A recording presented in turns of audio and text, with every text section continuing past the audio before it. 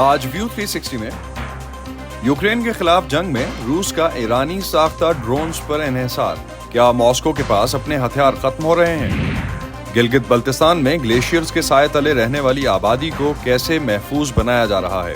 3 دفعہ غلطی، اس سال بہت بڑے سیلاب وہاں سے آ گئے لیکن وہ آبادی پہ نہ آئے۔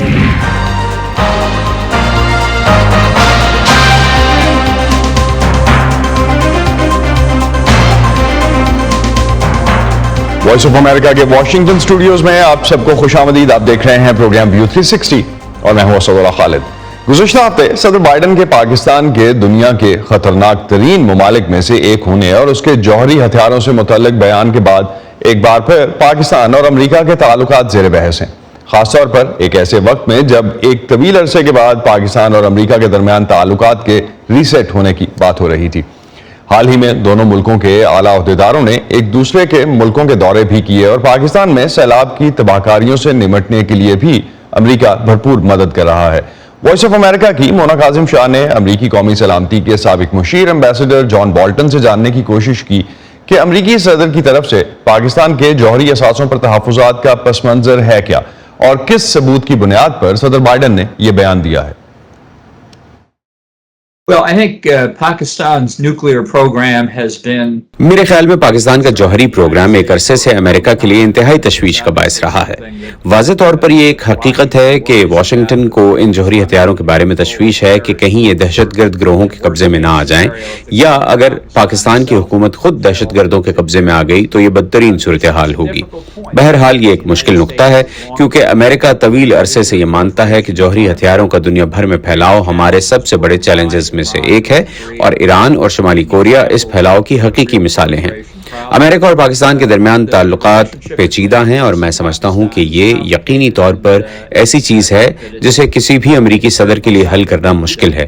میرے خیال میں افغانستان میں طالبان کے اقتدار میں آنے سے یہ تشویش کہ دہشت گرد ممکنہ طور پر پاکستان میں حکومت پر قابض ہو سکتے ہیں ایک جائز تشویش ہے اور حقیقی مسئلہ ہے جسے حل کرنے کی ضرورت ہے۔ That's understandable. I mean, the concern we have Taliban in the vicinity in our. یہ تشویش ٹھیک ہے کہ طالبان پاکستان کے پڑوسی ہیں اور خود پاکستان میں طالبان نے حملے کیے ہیں اور عسکریت پسندی بظاہر واپس آ گئی ہے، مگر پاکستان کے وزیر خارجہ نے یہ بھی کہا ہے کہ IAEA نے کبھی بھی جوہری ہتھیاروں کے بارے میں تشویش کا اظہار نہیں کیا اور مغرب یا امریکہ کے لیے جوہری ہتھیاروں کے بارے میں فکر مند ہونے کی قطعاً کوئی وجہ نہیں ہے، اور یہ کہ وہ محفوظ ہاتھوں میں ہے۔ طالبان کے پڑوسی ہونے کی بات سمجھ میں آتی ہے، لیکن اس کے علاوہ ان ہتھیاروں کی حفاظت کے حوالے سے پاکستان کی حکومت پر اعتماد کیوں نہیں کیا جاتا؟ میں سمجھتا ہوں کہ موجودہ حکومت اور اس سے پہلے کی پاکستانی حکومت کے حوالے سے ایک یا دو یا بہت کم تعداد میں جوہری ہتھیاروں کے غیر مستحکم ہونے اور دہشت گردوں کے ہاتھ لگنے کا خطرہ بہت بڑا نہیں ہے، اور اس معاملے میں سیکیورٹی کا طریقہ کار کارآمد ہے۔ میرے خیال میں سب سے بڑی تشویش یہ ہے کہ کہیں پوری حکومت دہشت گردوں کے ہاتھوں میں نہ آ جائے۔ اس طرح دہشت گردوں کے ہاتھ بہت بڑا ایٹمی ہتھیار لگ جائے گا اور دہشت گردوں کی جوہری ہتھیاروں کی سیکیورٹی میں دراندازی کے خطرے کو بھی رد نہیں کیا جا سکتا۔ یہ ایک مشکل موضوع ہے اور یہ ایک حساس مسئلہ ہے، لیکن میں سمجھتا ہوں کہ اس پر بات کرنا دونوں حکومتوں کے لیے بہتر ہے، جیسے بش انتظامیہ نے 9/11 کے فوراً بعد کیا تھا، اور میرے خیال میں یہ تعلقات نتیجہ خیز نکلے۔ handled it right after 9/11, and I think those relationships turned out to be productive. Pakistan امریکہ تعلقات کے حوالے سے بات کرتے ہیں U S institute of peace کے اسفندیار میر سے۔ اس وقت ہمیں جوائن کر رہے ہیں اسفندیار۔ جان بولٹن کو آپ نے سنا، انہوں نے کہا کہ امریکہ کا پاکستان کے جوہری ہتھیاروں کے تحفظ کے بارے میں جو عدم اعتماد ہے اس کے پیچھے خدشہ یہ ہے کہ کہیں پاکستان کی حکومت دہشت گردوں کے ہاتھوں میں نہ چلی جائے۔ پاکستان میں سیاسی ٹرینڈز کو دیکھتے ہوئے اس خدشے کی کوئی آپ کو ٹھوس وجہ نظر آتی ہے؟ جی شکریہ اسد، آپ نے اپنے شو میں بلایا۔ دیکھیں، یہ جو خدشہ ہے یہ کافی پرانا ہے، یہ نیا خدشہ نہیں ہے۔ یہ 9/11 کے بعد سے یہ بات شروع ہوتی ہے اور آج تک یہ بات چلی آ رہی ہے۔ اس خدشے میں اضافہ ہوا آج سے 10 سال پہلے، 12 سال پہلے، جب پاکستان میں دہشت گردی عروج پر تھی، لیکن پچھلے چند سالوں میں اس خدشے میں امریکی نظام میں کمی آئی ہے۔ البتہ جو دوسری آپ نے بات کی کہ پاکستان کا جو ڈومیسٹک پولیٹیکل ماحول ہے، جہاں پہ ہم دیکھتے ہیں کہ بہت زیادہ پولرائزیشن ہے، بہت زیادہ کانٹسٹیشن ہے. ایون ڈومیسٹکلی ہم یہ بات سننا شروع ہو گئے ہیں کہ کیا پاکستان کے سیکیورٹی ادارے پولیٹیسائز ہو گئے ہیں.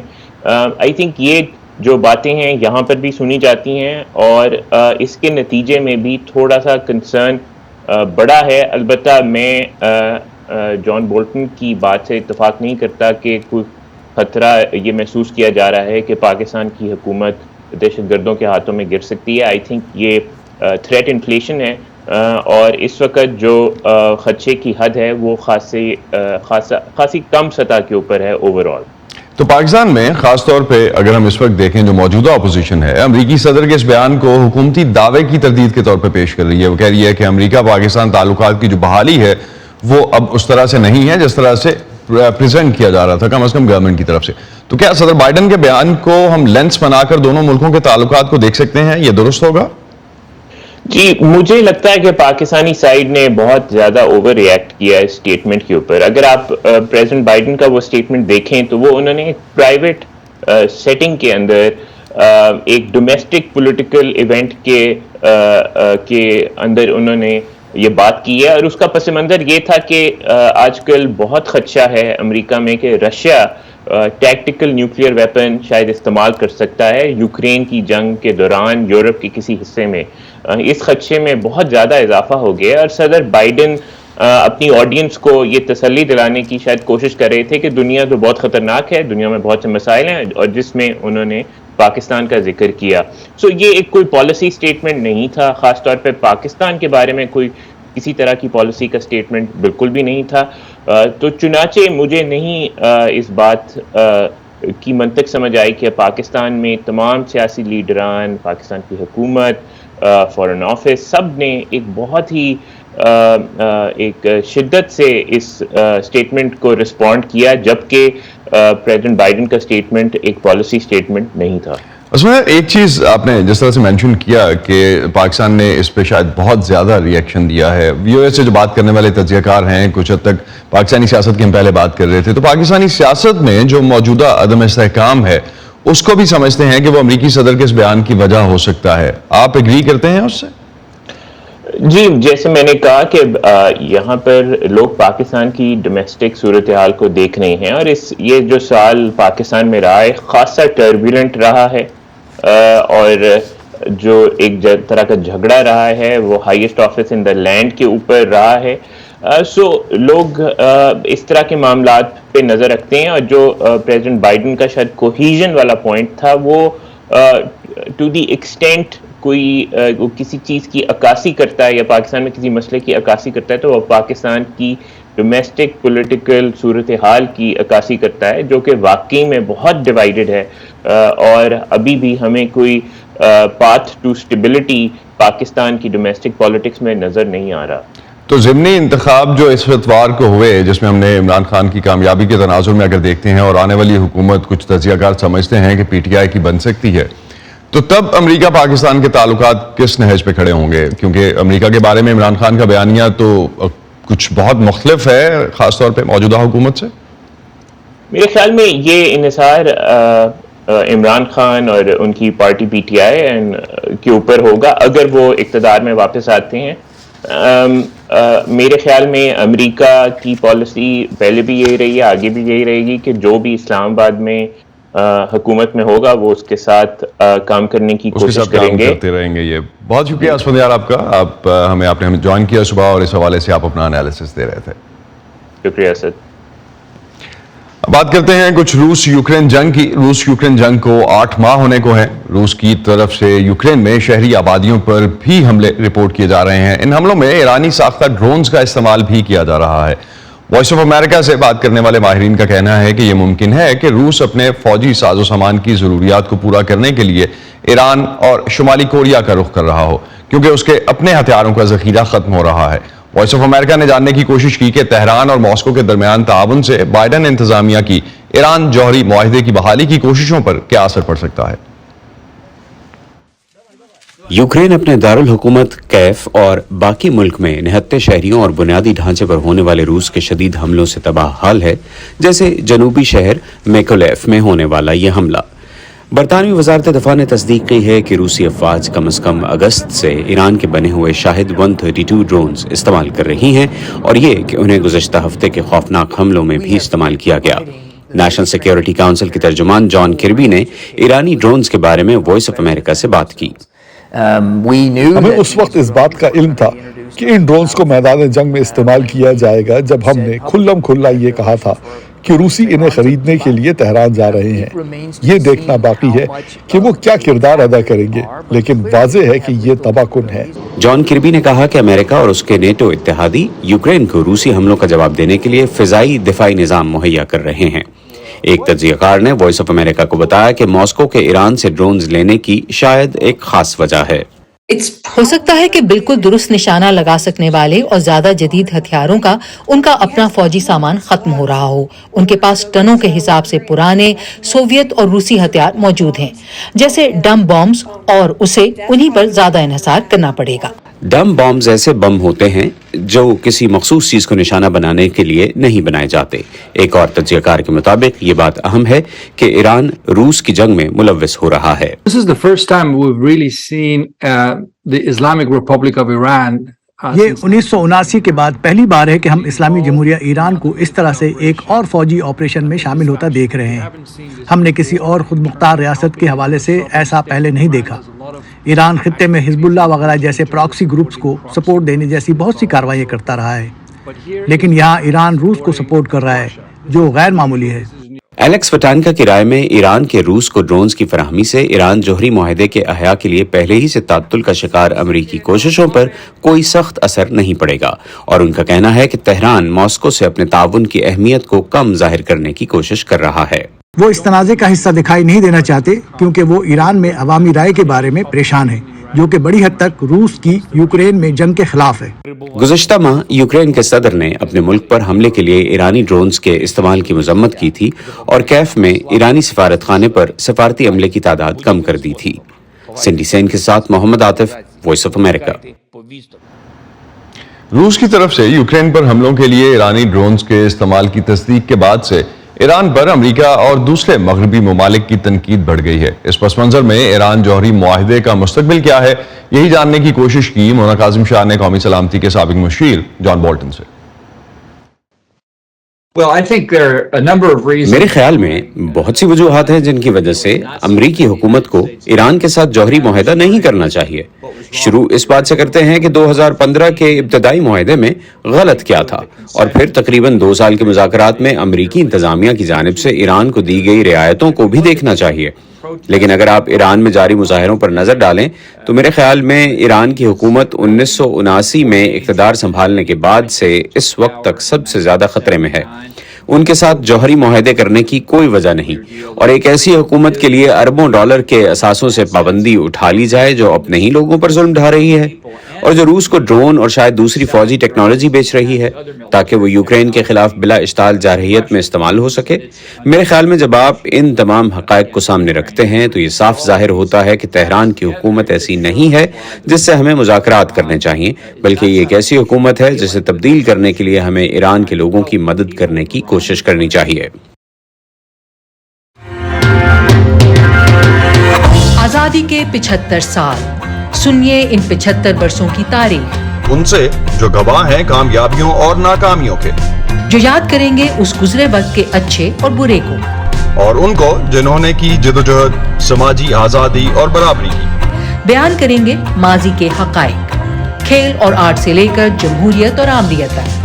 سنیے ان کو جو شاہد ہیں ان 75 سالوں کے۔ VOA اردو کی خصوصی پوڈ کاسٹ سیریز پاکستان کے 75 سال میں۔ گلگت بلتستان کے مسائل اور ان کے حل کے لیے کیے گئے اقدامات پر ویو 360 میں دکھائی جانے والی اسپیشل رپورٹس کی آج ہم آپ کے لیے لے کے آئے ہیں آخری کہانی، جو کہ ہے گلیشیئرز کے پڑوس میں رہنے والے مکینوں کی، جن کا رہنا سہنا، کھیتی باڑی، روزگار سب گلیشیئرز کے سائے میں ہے، لیکن انہی لوگوں کی زندگیاں گلوف یا glacier lake outburst flood کی براہ راست زد میں بھی ہیں۔ سمن خان ہمیں لے جا رہی ہیں گلگت بلتستان کی وادی بگروٹ میں، جہاں گلیشیئرز کے پگھلنے سے متعدد بار متاثر ہونے والی آبادی کو گلوف 1 نامی پروجیکٹ کے ذریعے مدد مل رہی ہے۔ اس منصوبے سے یہ آبادیاں کیسے محفوظ ہو سکیں گی، جانتے ہیں اس رپورٹ میں۔ गिलगित बल्तिस्तान की वादी बगरोट यहाँ की ताज़ा आबो हवा और खालिस सब्जियों और फलों की पैदावार के एतबार से पहचानी जाती है। यूं तो पूरी वादी में ताज़ा पानी के चश्मे और दरिया रवा रहता है, लेकिन एक के बाद दूसरा और फिर तीसरा, यहाँ तक के तमाम 16 गांव पार करते आप इस बहते पानी के माखिस यानी ग्लेशियर तक पहुँचते हैं, जिसके किनारों पर आबाद इंसानी बस्तियां जिस कदर कुदरती वसाइल से माला माल हैं, उतनी ही खतरे की जद में भी। इस मौसम में तो बहुत आया था ना, ग्लेशियर फट के बहुत से नुकसान हुई थी, लोगों की ज़मीनें गई थे, आलू और गंदम सब सारे खराब किया है ग्लेशियर की वजह से। ताज़ा सब्जियां हैं, आलू है यहाँ पे और फसलें काश्त करती हूँ। बस स्कूल के और अस्पताल यहाँ बस इतने सहूलत नहीं है ना, इसलिए यहाँ छोड़ के जाती हूँ।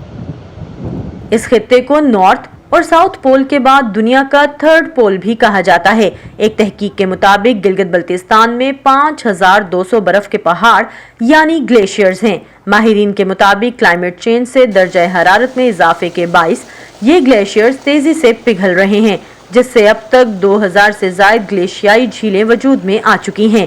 इनमें से 50 से जायद खतरनाक करार दी गई हैं, जिनके फटने से सैलाब के वाक़यात रूनुमा होने का खदशा रहता है। बर्फानी तोदों से बनने वाली झीलों में पानी की ज्यादती और इसके असरात को रोका तो नहीं जा सकता, लेकिन ग्लेशियर्स और इनके पिघलाव के नतीजे में सबसे पहले खतरे की जद में आने वाली आबादियों के दरमियान हिफाजती दीवार की तामीर और मौसम का पेश की वार्निंग सिस्टम एक ऐसा तरीक़ाकार है जिसके जरिए मकीनों की हिफाजत को किसी हद तक मुमकिन बनाया जा सकता है। 2011 से 2015 में शुरू होने वाले ग्लॉफ 1 मंसूबे में चित्राल और गिलगित बल्तिस्तान के एक एक गांव को मुंतखब किया गया। वादी बगरोट का गांव चिराह इन्हीं में से एक है। सबसे पहली इंटरवेंशन जो ग्लॉफ प्रोजेक्ट के अंदर हुई थी कि पॉलिसीज के अंदर और जो हमारे लॉज है इनके अंदर ग्लॉफ और क्लाइमेट चेंज इंड्यूस्ड डिजास्टर्स को हम लेके आए। सेकंड, ऑर्गेनाइजेशन और गवर्नमेंट के इंस्टीट्यूशन की कैपेसिटी बिल्डिंग की गई और ग्लॉफ और क्लाइमेट चेंज को उसके अंदर एम्बेड किया गया।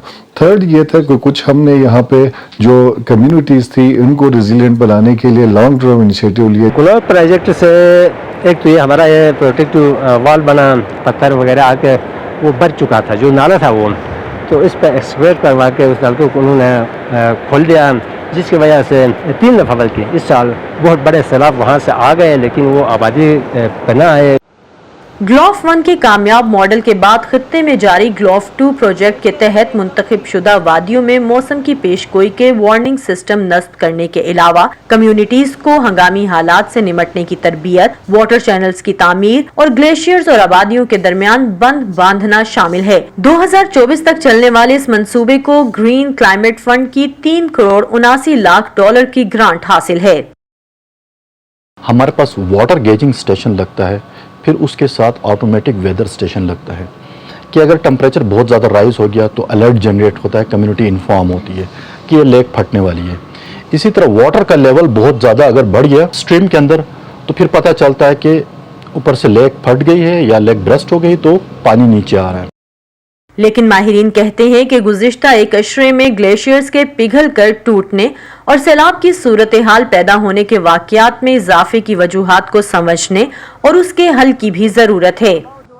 सर्दियों में एक घर कम से कम 100 मन लकड़ी जलाता है, तो कितने घर 100 करेगी तो कितनी लकड़ी सर्दियों में जलती है, और वो कार्बन संक होता है ग्लेशियर को, और उसी के फौरन बाद ही बहुत तेज बारिश होती है, तो वो जो कर्वेसेस है उस पे तेज बारिश का कतरा बिल्कुल फायर की तरह, मिसाइल की तरह लगता है, तो ग्लेशियर्स पड़ते हैं।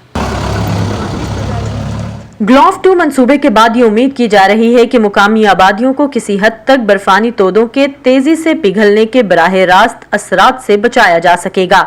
समन Khan, voice of America, Gilgit Baltistan. Gilgit Baltistan से समन की आखिरी रिपोर्ट थी। समन इस वक्त हमें लाहौर से ज्वाइन कर रही हैं, उनसे उनके इस तजुर्बे के बारे में मजीद बात करते हैं। समन, क्या मसाइल थे जो आपने अपनी रिपोर्ट्स में हाईलाइट किए और ख़ासतौर पे उनके हल के लिए मुकामी इंतजामिया की तरफ से जो इक़दाम किए गए हैं उस पर मुकामी आबादी भी मुतमईन हो? जी असद, मसाइल भी बेशुमार हैं और काम भी होने की ज़रूरत है। हमने बहुत हद तक कोशिश की कि हम बहुत से जो गिलगित बल्तिस्तान के लोगों के बुनियादी मसाइल हैं कम अज़ कम हम उनको हाईलाइट कर सकें।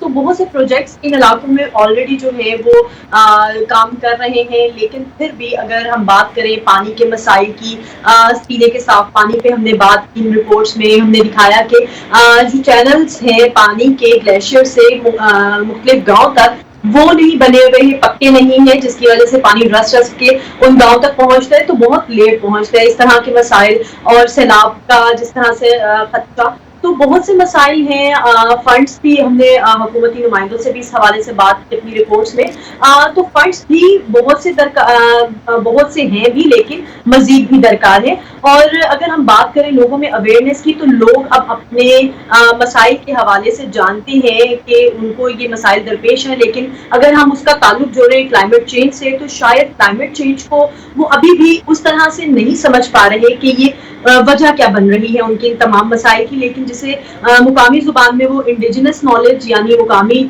जो मालूमात है, बरसों से जो रवायात उनमें चलती आ रही हैं, अगर उनके हवाले से बात करें तो उन्हें पता है कि मौसम बदलते हैं और वक्त के साथ साथ उन्होंने किस तरह से अपनी जिंदगी को बदलना है, लेकिन फिर भी वो मसाइल का फिलहाल शिकार है। तो आप समझती हैं कि जो ग्लॉफ 1 और ग्लॉफ 2 के प्रोजेक्ट्स की आपने बात की, उनमें इस अवेयरनेस को फैलाने के लिए माहौलियाती तब्दीली के हवाले से कि क्या नुकसानात हो सकते हैं इस अवाम पे, उस बारे में कुछ क्वेश्चन रखा गया है, उस पर बात हो रही है? बिल्कुल, बहुत सी ट्रेनिंग्स भी करवाई जा रही हैं, खासकर उन आबादियों में जहाँ पर ग्लॉफ 1 का मंसूबा, चूंकि ये हमने जो बगरोड का गांव दिखाया उसी में किया गया, तो यहाँ के लोगों में जरूर अवेयरनेस क्रिएट की गई। लेकिन अभी जो ग्लॉफ 2 का मंसूबा है उसे चूंकि एक बड़े लेवल पे लेकर जाया जा रहा है, चित्राल और गिलगित बल्तिस्तान के मुख्तलिफ आबादियों में इस मंसूबे का आगाज हुआ है, तो इन इलाकों में बिल्कुल लोगों की अवेयरनेस का क्वेश्चन जरूर मौजूद है। लेकिन सिर्फ ये आबादियां नहीं हैं जो कि माहौलियाती तब्दीली से मुतासिर हो रही हैं, बल्कि और भी ऐसी बहुत सी आबादियां, और सिर्फ ग्लॉफ 2 के प्रोजेक्ट तक ही एक सिलसिला नहीं रुकना चाहिए। अगर इसे आगे भी बढ़ाया जाए तो लोगों की मजीद मदद हो सकेगी। तो इंफ्रास्ट्रक्चर में सैलाब के वजह से जो इंफ्रास्ट्रक्चर को लॉसेस हुए हैं, उनकी रिकंस्ट्रक्शन के लिए, और खासतौर पे आगे चूंकि अब सर्दियां बिल्कुल आ चुकी हैं इन इलाकों में, उसको बचाने के लिए कुछ स्पेशल अरेंजमेंट्स हुए हैं? क्योंकि खैमा बस्तियों में ये सर्दियां तो ये लोग नहीं गुजार सकेंगे।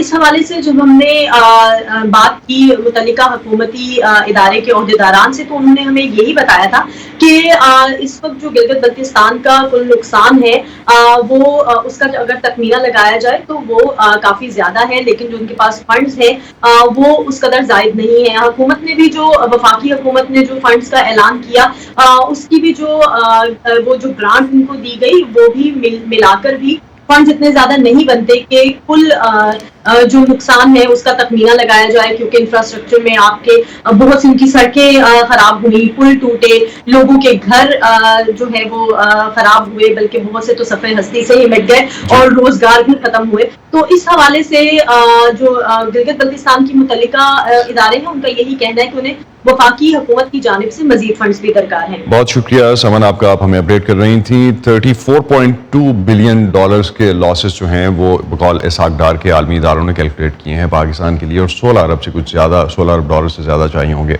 पाकिस्तान को रिकंस्ट्रक्शन के लिए।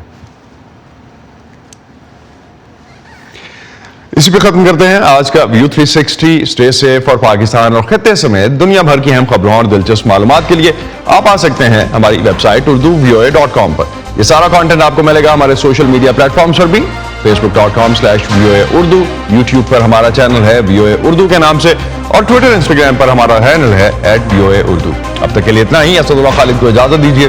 खुदा हाफिज।